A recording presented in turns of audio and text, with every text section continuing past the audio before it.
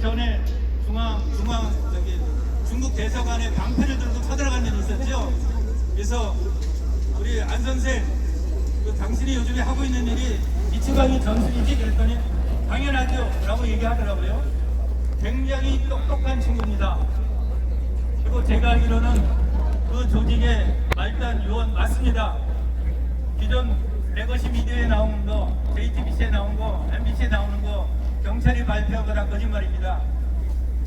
그 친구는 1기 트럼프 정부 때 CIA 소속이었습니다. 그런데 정권이 바뀌면서 그만뒀다고 들었습니다.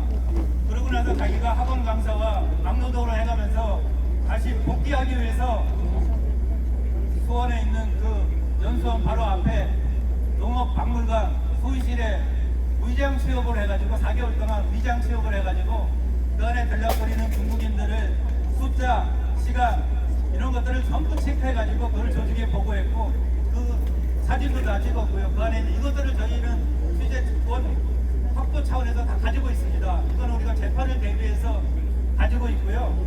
그거는 우리 박재현 변호사께서 자문 변호사, 문훈 변호사입니다. 그래서 지금 경찰하고 같이 대응을 하고 있습니다. 그러니까 그거에 대해서는 의심하지 마시기 바랍니다. 단지 그때 안병희 씨가 전태 요구한 게 6번째 기사를 빼달라고 했습니다. 6번째 기사가 뭐냐면은 기무사가 바뀐 방첩사 사령관 출신은 모함계인가요?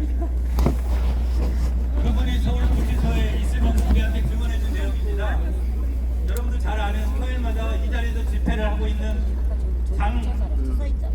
장재현 박사님을 통해서 저희가 부탁을 좀 했습니다. 두 분이 다 육사 선후배이기 때문에 면회를 가가지고 당신이 그게 책임자라고 하니까 현장 책임자였다고 하더라고요. 그래서 당신이 책임자가 맞다면 간수가 보지 못하게 그래서 A4 용지에다가 몇 줄 적었습니다. 간수가 모르게 그 면회할 때는 그 유리창을 사이드에 놓고 이 전화로 면회를 하거든요. 그래서 당신이 행동한 게 맞으면은 그냥 동그라미 하고 아니면 X해라 이렇게 주문을 했는데 안에서 맞다고 이렇게 한 거예요. 맞다고. 그래서 그거를 받고 저희는 기사를 쓴 겁니다. 그런데 그 다음날 그분의 친동생인 변호사가 형을 면회 가가지고 형 그거 얘기하면 형 안 돼, 불리해, 아니라고 그래야 돼, 그렇게 해갖고 아니라고 얘기를 하면서 변호사를 통해서 다음날 아니라고 발표를 한 겁니다.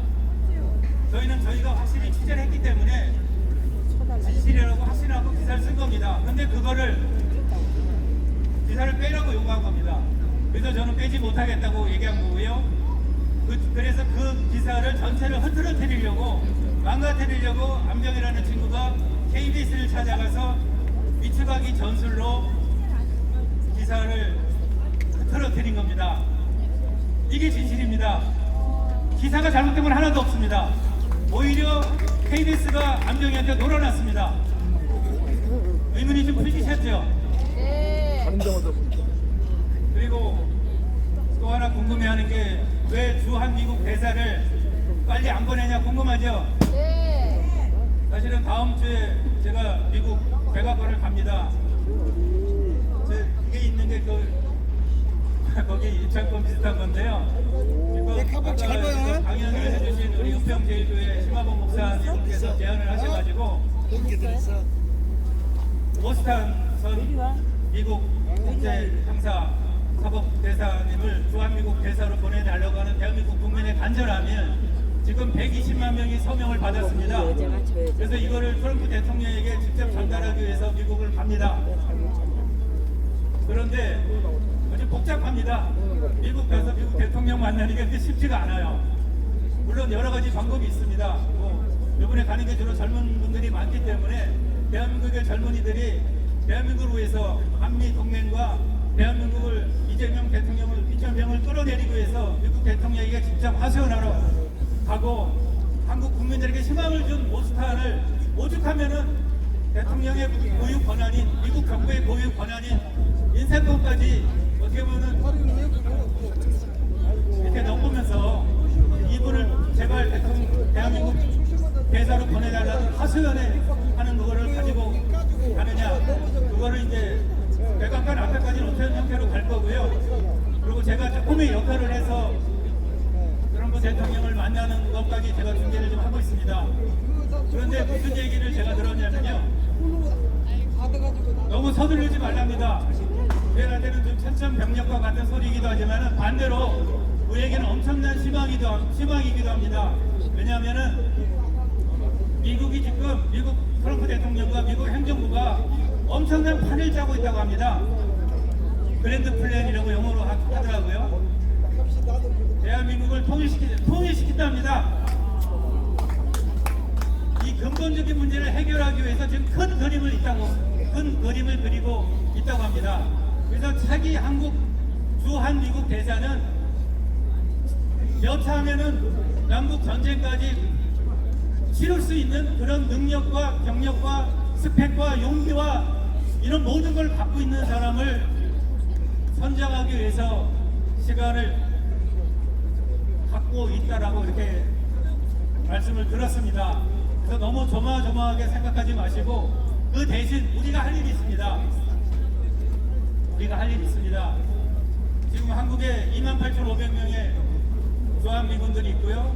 거기 숫자는 정확히 모르지만 수천 명의 또 한국인으로 구성된 카투사도 있고요. 머리 검은 미군이죠. 만만한 군인들이 아닙니다. 그리고 하이브리드 전쟁 아시죠? 지금 한미 방위 조약에 의해서 한국에서 그거를 전쟁을 선포하면은 주한미군 사령관이 군 통수권을 행사할 수 있습니다. 그렇죠? 뭐든지 다 할 수 있습니다. 그런데 부끄럽게도 우리가 1945년 미국의 일본 원폭에 의해서 대한민국이 광복될 때 아주 미안하고 안쓰럽지만 대한민국 임시정부는 역할을 못했습니다. 일본을 향해서 선전포고를 못했습니다. 그래서 본의 아니게 하이에에서 우리가 해방이 돼가지고 우리가 대한민국 정부를 바로 세우지 못하고 5년의 신탁통치라는 그런 제안을 받고 수행 끝에 3년 만에 겨우 대한민국 국가를 건설했습니다. 지금도 마찬가지입니다. 지금 사실상 대한민국 주권 중국에 넘어가 있습니다. 3분의 1은 중국에 넘어가 있고 3분의 1은 북한에 넘어가 있습니다. 미국이 나서려고 해도 파트너가 부족합니다. 같이 힘을 합쳐서 싸울 파트너가. 그래서 저는 개인적인 질병 때문에 사실 군대를 못 갔는데 저한테 정당을 만들어달라는 요청이 옵니다. 그래서 저는 죽을 때까지 기자를 할 겁니다. 그래서 저는 정당이나 정치를 할 생각도 능력도 없습니다. 그래서 지금 좋은 사람을 세우려고 굉장히 공을 들이고 있습니다. 그 중에 한 분은 지난 7일날 미국으로 갔고요. 그리고 또 한 분은 며칠 전에 영등포 경찰서에서 이틀 자고 나왔습니다. 그리고 아까 이 자리에서 한참 소리를 질렀던 황교안 전 총리도 그동안 제가 좀 많이 실망했는데 오늘 보니까 목소리도 좀 용감해지셨고 정치력도 좀 늘으셨고 그래서 조금 씻어서 쓸까 생각 중에 있습니다. 우리 조금은 부족하고 조금은 또 때가 묻었고 또 어떤 사람은 때가 많이 묻었고 어떤 사람은 때가 많이 묻기도 했습니다. 그런데 우리 힘을 합쳐야 됩니다. 아까 에리카 컵커께서 말씀하셨듯이 지금은 미국, 한국뿐만 아니라 전 세계가 인형 앞에서 지금 바람의 등불처럼 위험한 상황입니다. 때 묻은 사람, 덤 있는 사람 빼내려니까 진짜 같이 일할 만한 사람이 별로 없어요. 그래서 때 묻은 사람 좀 닦아서 쓰고 덤 있는 사람 좀 고쳐서 써야 될 것 같습니다. 그래서 제가 지금 스카이 플스 데일리 소속 기자로 돼 있는데요. 우리 신문사를 만든 우리 툴스코리아 정부영 대표께서 늘 하시는 말씀이 있습니다. 종교가 있는 분들은 회개하고 종교가 없는 분들은 감사의 기도를 하라는 말씀을 자주 하십니다. 예수님께서 이 땅에 오셔서 하신 말씀이 회개하라는 말씀이셨던 걸로 저도 기억하고 있고요. 그리고 우리가 지금 살아있다는 것, 그리고 아직은 서울역에서 이런 집회를 할 수 있다는 것, 그리고 아직은 우리가 건강하다는 것, 이 모든 것을 우리가 감사해야 될 수 있고요. 아직은 우리가 정당을 만들 수 있고, 아직은 주한미군이 대한민국에 있다는 거, 그리고 아직은 유튜브도 살아있고, 아직은 오경영 선생님이 이 밤에 집에 안 들어가고 여기 사회를 보고 있다는 것도 감사한 일이라고 생각합니다.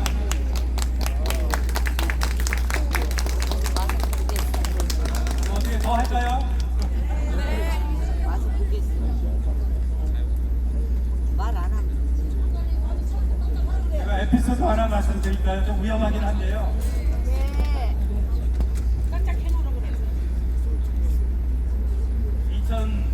2002년도에 부정선거가 처음 시작된 해죠. 대한민국에 노무현 변호사가 대통령이 됐죠. 네. 노무현 변호사는 제가 세계일보에서 노조할 때 해직됐을 때 저를 무료 변론해 주신 분입니다. 개인적으로는 그냥 우연히 형이라고 불렀습니다. 진짜 뭐 대통령이 되고 나서는 마음에 안 들었지만 인간적으로는 진짜 인간적이신 분이었습니다. 근데 대통령이 되고 나서 언론을 탄압했기 때문에 저는 한국기자협회 회장에 출마하면서 노무현 대통령 하야를 주장했던 사람입니다. 그 이유가 뭐냐면은 노무현 대통령한테 받은 영향입니다. 1991년 5월 18일 날 경기도 일산 근처에 일영 유원지에 같이 MT를 갔습니다. 인원연이라고 하는 좌파 시민사회단체 언론학교제가 인기입니다. 그때 이분이 무슨 얘기를 하냐면 자기가 정치를 해보니까 국회의원을 한번 해보니까 5가지가 생깁시다 이런 얘기를 하시더라고요. 첫째는 그 자체가 명예고, 두 번째는 권력이고, 세 번째는 돈이고, 그 다음에 다른 용어를 했지만 이성이 생기고, 5번째 이게 중요한 겁니다. 나머지 네 가지는 다 알지만 나머지 5번째 그거는 그 권력이 부패하고 타락하고 남용할 기회가 너무 많습니다. 그래서 여러분들 같은 기자나 시민단체는 비록 내가 좋아하고 내가 지지했던 사람이라 할지라도 권력자가 됐을 때 대통령, 장관, 지자체장, 국회의원, 지방시의원 이런 사람이 됐을 때 불씨라는 마음으로 비판, 감시, 견제를 해줘야 된다. 그래야 그 정치인, 그 권력자가 덜 부패하고 더 권력을 남용하지 않고 더 물러나지 않으려고 하는 장수 집권하려고 막을 수 있습니다. 이런 근거 옥조 같은 말씀을 해주셨습니다. 제가 그때가 기자 3년차였습니다.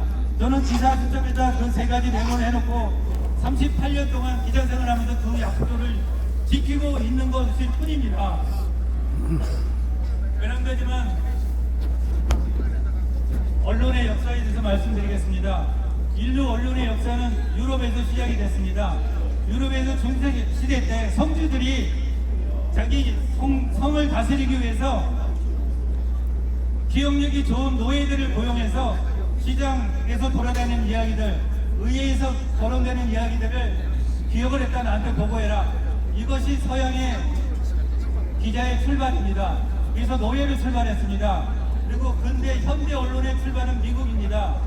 벌써 100년이 좀 넘었습니다. 미국에서는 정당에서 자기네 정당 정책을 국민들에게 알리기 위해서 당파지로 시작을 했습니다. 그래서 미국에서는 지금도 선거를 앞두고는 신문과 방송에서 사설과 칼럼을 통해서 특정 후보를 지지할 수가 있습니다. 신문의 출발과 역할이 다르기 때문에 그렇습니다. 그런데 전 세계에서 유일하게도 아주 독특하게도 대한민국은 국가의 선지자들, 지성인들 이런 분들이 국민을 계몽하기 위해서 언론을 만들었습니다. 우리나라 최초의 기자가 누군지 아시나요? 우리나라 최초의 기자는 이승만 대통령입니다. 기자라는 용어를 만든 사람도 이승만입니다. 그래서 대한민국은 이승만 대통령을 포함해서 나중에 서재필 박사 이런 모든 분들이 돈을 벌기 위해서 신문을 한 거거나 정당에서 자기네 정당 정책이나 당의 강령을 국민들에게 알리려고 신문한 게 아닙니다. 우리나라는 먼저 배운 기독교적인 정서, 미국의 자유민주주의, 웰슨의 민족 자결주의라든가 이런 엄청난 정보와 지식을 국민을 깨우치기 위해서 신문을 만들었습니다. 그래서 대한민국은 근데 지금 어떻게 됐냐? 돈에다 노예가 됐습니다. 그리고 좌우 진영으로 나눠져서 당파지로 전락해 버렸습니다. 저는 38년 동안 기자 생활하면서 거기 휩쓸리지 않으려고 나름대로 노력을 했습니다. 그러다 보니까 회사에서 2번이나 해직되고 4년 동안 해직 기자 생활을 했습니다.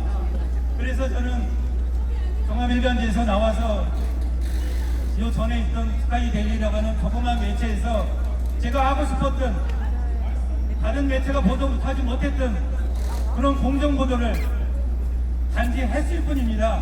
그것이 5.18이고 그것이 부정선거고 그것이 중국에 대한 거 그리고 반국가 세력 이거에 집중해서 보도를 했습니다. 그 결과 저는 지금 11건의 소송에 걸렸습니다. 최근에 한 건이 연락이 더 왔더라고요. 광주 5.18에서 6건이가 걸어놨더라고요. 그리고 어디죠? 그 중앙선관위, AF 등등등등 해서 4건 그래서 11건에 피소되어 있습니다. 근데 그렇지도 않아요. 지금 또 저기 검찰청 해체 이런 얘기들이 오고 가냐니까 자기들이 집이 없어질 것 같으니까 부르지도 않아서 그냥 잊혀지지 않나라고 생각은 별로 걱정을 안 합니다. 하여간 그래서 저는 지금의 JTBC가 중국에 자본이 들어왔다는 얘기를 들었는데 과거에 제가 있던 조선일보 그룹이나 저는 동아일보 그룹이나 나머지 중견 매체들이 왜 진실을 보도 안 하는지 전 모릅니다. 중국에서 돈을 받았는지 광고 후원을 받고 있는지 아니면은 또 다른 여행을 갔다가 아니면 또 정치적인 이유로 다른 로비에 걸렸는지 저는 모릅니다. 그런데 진짜 왜 보도를 안 하는지 전 모릅니다. 너무 보이는데. 그리고 지난번에 제가 이 자리에서 잠깐 얘기했지만 저는 지금 젊은 청년들하고 활동을 같이 많이 하고 있습니다. 현에 있는 젊은이들 지금 40명 기자교육을 시켜놨고요. 햇불 청년단 오늘 이 감상을 마련하고 사진전을 마련한 햇불 청년단과도 같이 소통하고 있습니다. 이 친구들이 너무 깝깝하니까 언론에서 보도하지 않으니까 한 달 반 전에 6명이 팀을 짜가지고 경북 안동을 견학을 갔습니다. 경북 안동 때문에 견학을 갔습니다. 거기에 이자이민의 모교가 있지 않습니까? 네. 거기 가면 동네가 뻔히 드러나잖아요. 네. 이 아무개가 저랑 같은 학번이에요. 저는 62년생인데 그 친구 3년생이에요. 거의 같이 초등학교 다녔어요. 같은 학번이에요, 사실은요. 저 60대 초반이거든요. 다 살아있어요. 갔더니 그 양반하고 초등학교 동창도 있잖아요. 만났어요. 근데 공교롭게도 초등학교 동창이자 중학교 동창이랍니다. 우리 못산 여사가 중학교 못 갔다 그랬잖아요. 네. 아니래요. 중학교를 갔대요. 근데 보름 다니다가 없어졌답니다. 근데 제가 기자협회 나올 때 2006년도에 기자협회 회원이 9,000명이 넘었고요. 지금은 1만 명이 넘습니다. 기자협회에 가입하기 굉장히 어렵습니다. 여러 가지 조건이 있어야 되고 회사에서 월급이 나와야 되고 추천서도 있어야 되고 심사도 해야 되고 그런데 거기 회원들이 10,000명이 넘습니다. 신문사에서 발행한 신분증을 갖고 기자협회 기자 수첩을 갖고 다니는 기자가 10,000명이 넘는데 단 한 명도 안동에 취재한 기자가 한 명도 없습니다. 이게 언론입니까? 그래서 진짜 부끄럽고 참담합니다. 그래서 언론계 제가 현역으로 살아가 제일 나이가 많을 겁니다. 신문 기자는 7, 8년 전이면 56세가 정년이었고요. 6년 전에 60세로 늘어났습니다. 저는 60이 좀 넘었습니다. 근데 아직도 현역으로 일하고 있기 때문에 제가 아마 현역으로 일하는 가장 나이 든 현역 기자일 겁니다. 그래서 저는 그 책임 때문에 우리 동료, 선배, 후배들이 하지 못하는 일을 그냥 정년이 좀 연기되어 있기 때문에 그냥 할 뿐입니다. 제가 특별한 능력이 있거나 특별히 애국심이 강하거나 그렇지 않습니다. 부끄럽기 때문에 그럽니다. 부끄럽기 때문에. 그리고 제가 명색이 공정보도를 하다가 해직이 됐었기 때문에 그 루틴을 그냥 이어서 하는 것일 뿐입니다. 그래서 저는 진짜 하소연합니다. 몇 명이 들을지 모르겠지만 지금 현직에 있는 대한민국 기자 여러분, 조선일보, 동아일보, 중앙일보, 경향신문, 한겨레, 문화일보, 세계일보, 내일신문, 그리고 한국일보, 그리고 각 도마다 있는 부산일보, 전남일보, 강원일보, 우리나라 신문이 지금 수천 개가 됩니다. 기자라는 신분을 갖고 있는 분들 보도합시다. 취재합시다. 그리고 독자들에게 진실을 알려줍시다. 하셔놓습니다.